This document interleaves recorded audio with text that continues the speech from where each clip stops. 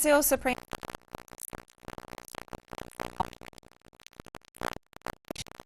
Indigenous lands.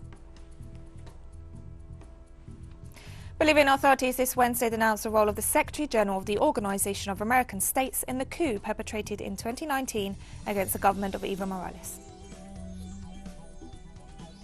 At least 8 convoys transporting logistical equipment to US troops were attacked in different areas of Iraq.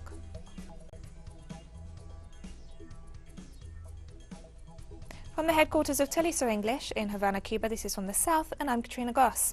The Brazilian Supreme Federal Court was set to start this Wednesday its deliberations on the so-called time frame argument, which could redefine the demarcation of protected indigenous lands. The court will analyse a land recovery lawsuit filed by the government of the southern state of Santa Catarina against several indigenous communities and their right to land. According to the time frame argument put forward by the state, possession of the land is only guaranteed to those who can prove that they were in the area on the date of the promulgation of the country's constitution on October 5, 1988. The court's ruling is being closely followed by a mobilisation of more than 6,000 indigenous people who marched to the capital, Brasilia, where they've camped out against the move, which would see them stripped of their lands in the interest of agribusiness, mining and logging companies.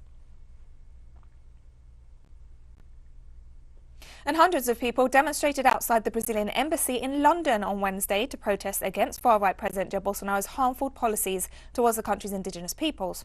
The move came as a ruling on a bid supported by Bolsonaro as expected, which could see indigenous peoples stripped of their ancestral lands in the interest of mining, logging and agribusiness.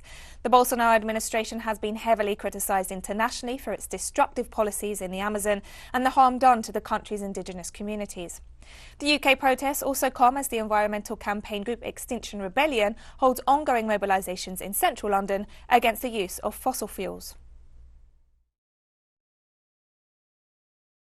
The destruction of the Amazon is a huge disaster for the world, and yet Brazilian domestic policy is promoting continued and expanded destruction of the Amazon. We know that the Amazon rainforest is vital in the fight against climate change. It's a huge carbon sink.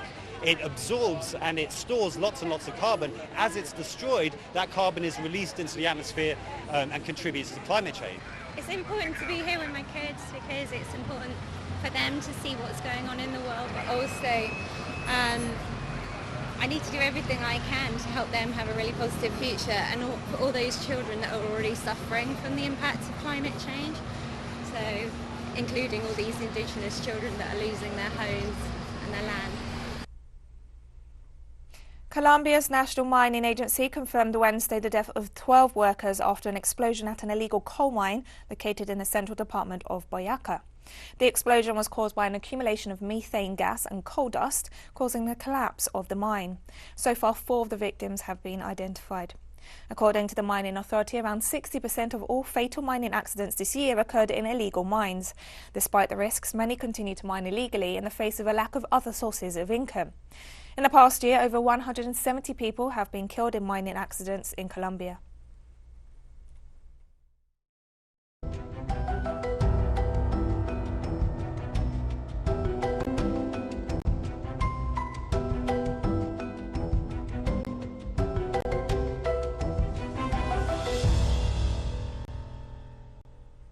Venezuelan authorities have reported at least 15 people dead due to the heavy rains in the west of the country. President Nicolas Maduro said that more than 35,000 people were directly affected by the rains in 11 states and more than 8,000 homes were destroyed. The torrential rains caused floods, landslides and power cuts. Interior Minister Remigio Ceballos reported that the thunderstorm season has arrived early in Venezuela this year and that more rain is expected. In the worst affected state of Mérida, the Macotis River overflowed and flooded the main streets of the town of Tará.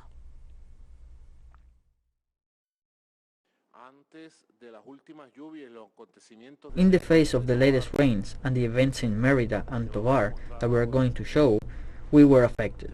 In the special civil protection report of the 23 states plus the capital Caracas, we had 85 municipalities affected. In Aragua, 6 municipalities. In Barinas, 6 municipalities. In Bolívar State, 7 municipalities. In Mérida, 6 municipalities were highly affected. In Miranda, 7. Portuguesa, 7, among others. 85 municipalities were affected. About 200,000 hectares have burned in Bolivia in the latest wildfires found by hot and dry weather conditions. Early this week, there were 20 active fires in 9 municipalities and 7 protected areas, as reported by the government of Santa Cruz. Most of the blazes are concentrated in the forests of the Chiquitania, a transition region between the Amazon to the north, the Chaco Plains to the south, and the Pantanal, the world's largest wetland, to the southeast. The catastrophe recalls the image of the devastating fires of the last 2 years. Wildfires in Russia have spread to central regions of the country. Fueled by an unusual heat wave, the blazes have burned through an area of over 90,000 kilometres. The Emergencies Ministry reported that authorities are currently battling over 50 fires in several central areas.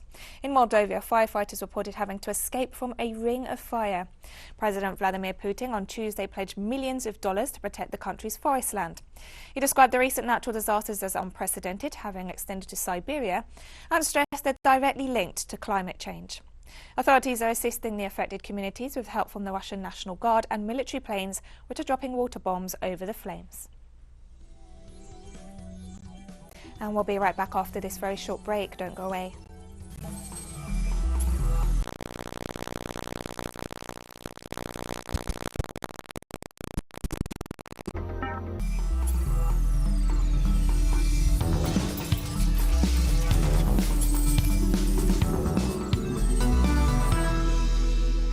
Welcome back to From the South.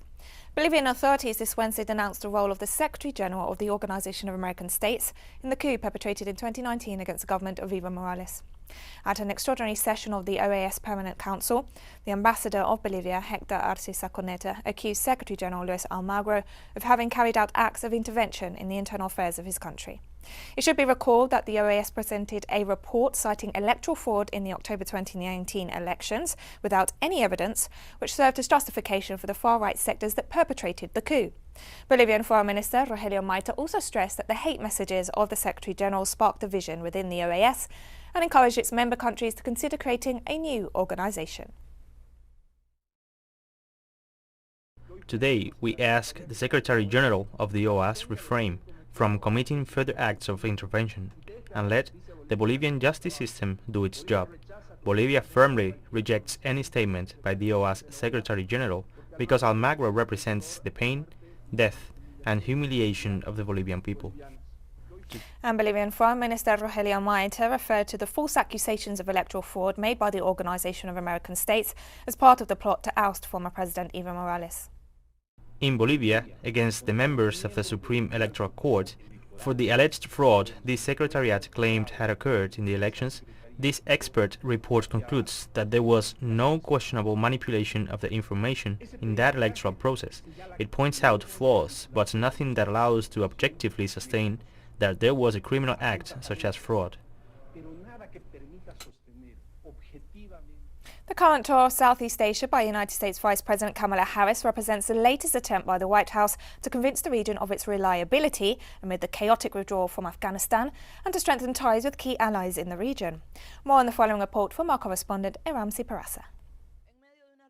In the middle of a chaotic pullout from Afghanistan and the Taliban's lightning takeover of the country, U.S. Vice President Kamala Harris started a short tour to Southeast Asia, an important area for Washington to counterweight China's growing influence in the region. The trip aimed at bolstering ties in the region as part of U.S. efforts to counter China's dominance in the Indo-Pacific area and also reaffirm allies of Washington's commitment in the wake of a chaotic Afghanistan exit after a 2-decade-long conflict. At a joint press conference with Singapore's Prime Minister after the meetings, Vice President Harris offered a sharp rebuke of China, saying that Beijing undermines the rules-based order and threatens the sovereignty of nations. China's response was swift, and government authorities in Beijing condemned the hegemonic and interfering behavior of the United States. The United States can wantonly launch a military intervention against any country without taking responsibility for the suffering of the people. The US can come and go as it wishes and doesn't need to seek the international community's opinions, not even those of its allies. In order to defend America first, the US can arbitrarily smear, suppress, coerce, and bully other countries and without paying any price. This is the order the US wants. The US is constantly attempting to use rules and order to to defend its selfish bullying and hegemonic behavior, but how many people will believe them now? Beijing has always denounced the United States' attempts to create conflicts with its Asian partners, especially over the territorial claims in the South China Sea, a strategic waterway with potential oil and gas riches. During her visit to Southeast Asia, Kamala Harris stated that much of the history of the 21st century is happening in this region, where most of the world's population is and whose economic weight is growing. Some experts point out whether the Obama administration's policy towards Asia, which continued to this day, will be characterized by the same mistake of the past, or whether Washington is prepared to do things differently against a rival as important as China.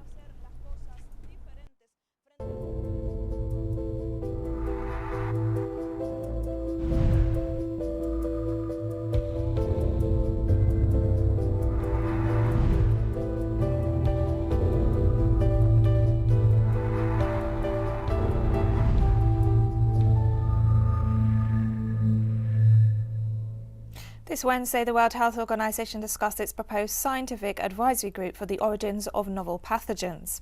The move comes in response to the COVID-19 pandemic and seeks to prevent future threats. SEGO will be composed of experts acting in their own capacity, not as representatives of member states, and will play a vital role in studying the emergence of new pathogens, including the next phase of studies into the origins of SARS-CoV-2. What is clear is that global health security is dangerously underfunded. We are consequently vulnerable to a prolonged COVID-19 pandemic with repeated waves affecting all countries, and we are also vulnerable to future pandemics. And although there has been a slight stabilisation in the last week after 2 months of rising COVID-19 deaths, the world is now approaching an overall death toll of 4.5 million. The World Health Organization confirmed the figure in its most recent epidemiological report. The organisation pointed out that the countries with the highest COVID mortality rates are the United States, India, the United Kingdom and Brazil. The report also highlights that the total number of infections recorded since the beginning of the pandemic has reached 214 million. The WHO also noted several studies showing that licensed vaccines protect against a severe form of the disease, but evidence suggests that they are less effective in preventing infection with the Delta variant.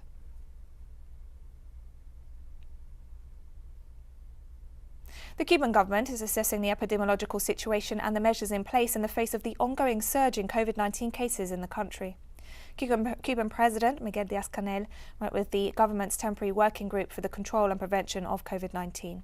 The situation regarding the medical oxygen supply nationwide was analysed, and authorities from the province of Santi Spiritus were instructed to reinforce the primary healthcare system as the area deals with a strong outbreak of the virus. A group of scientists also presented the results of trials of new treatment options against COVID-19. During the trials, the drug nimotop-sumac was administered to 49 patients in a severe condition, and 82% fully recovered, demonstrating its effectiveness. Despite the number of cases, the recovery rate remains above 90%, the recovery rate of confirmed cases. We also evaluate the work of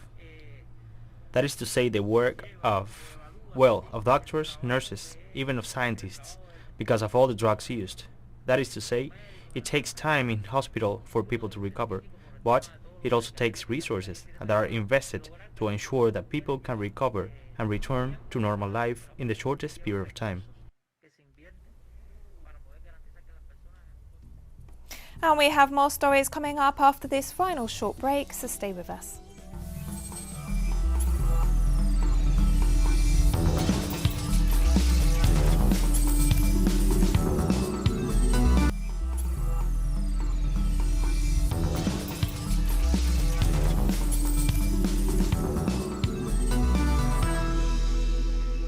Welcome back to From the South.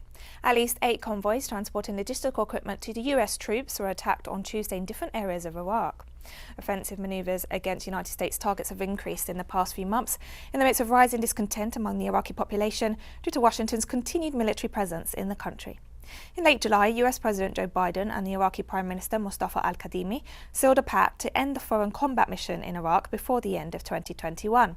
Although both parties agreed that US troops are to remain on Iraqi soil to train and assess the country's armed forces.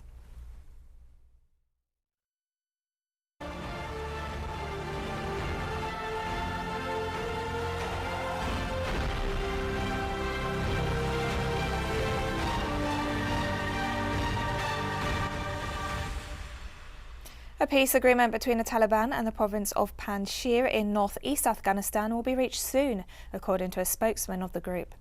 The negotiations will solve the problem without a war, stated Subiha Mujahid, claiming that a peace agreement will be reached shortly. The spokesman said that war is not the solution, and that's why the Taliban is carrying out negotiations with local leaders and other influential people of Panshi. The latest armed resistance to the Taliban has been seen in the valley of Panshi, with the forces led by the rebel warrior Ahmed Massoud and former First Vice President Amruha Saleh.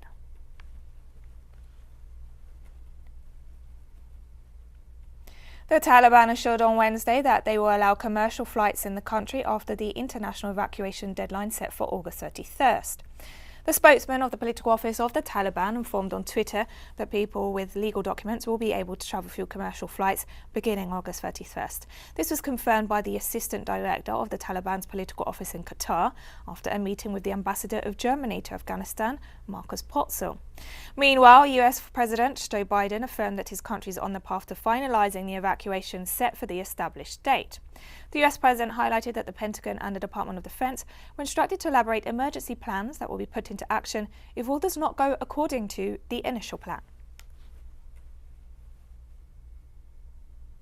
Our collaborator Bakar Yunus, reporting from neighbouring Pakistan, brings us the latest situation on the situation in Afghanistan as foreign powers push for an extension of the deadline for their exit from the country.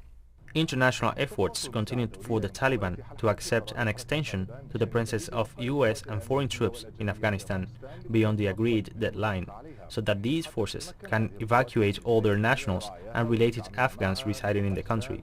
However, the Taliban have made it clear that they cannot allow this to happen for a number of important reasons, including the fact that it was not clear that the Afghans who left the country were free of criminal charges or whether they were wanted by the justice system in Afghanistan, and that taking Afghans out of the country in this way represents an undue exodus of the labor force without prior agreement with any official agency in the country, which was not included in the terms of the agreement between the United States and the Taliban.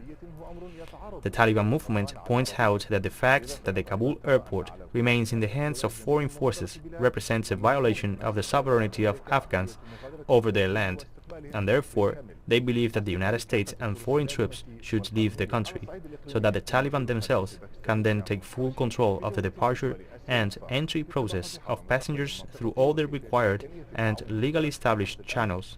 At the regional level, Pakistan's Foreign Minister Shah Mahmood Qureshi is currently touring Central Asian countries to discuss the future of the region and the possibility of joint cooperation to maintain security, especially in the next stage, which is considered very difficult after the departure of US and foreign forces in a way that led to a significant deterioration of all regional stability at all levels.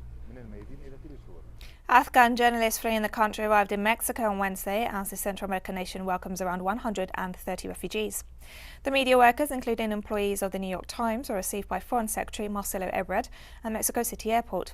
Hours earlier, several members of an all-girl Afghan robotics team were also received at the airport by the Foreign Secretary and offered a press conference.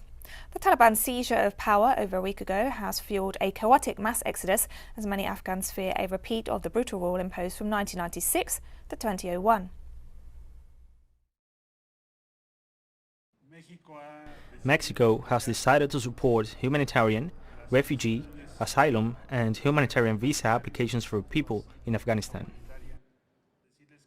Mexico welcomes them with open arms. They will have all the necessary support here and will continue in this humanitarian position, in keeping with Mexico's tradition of asylum and refuge and humanitarian support.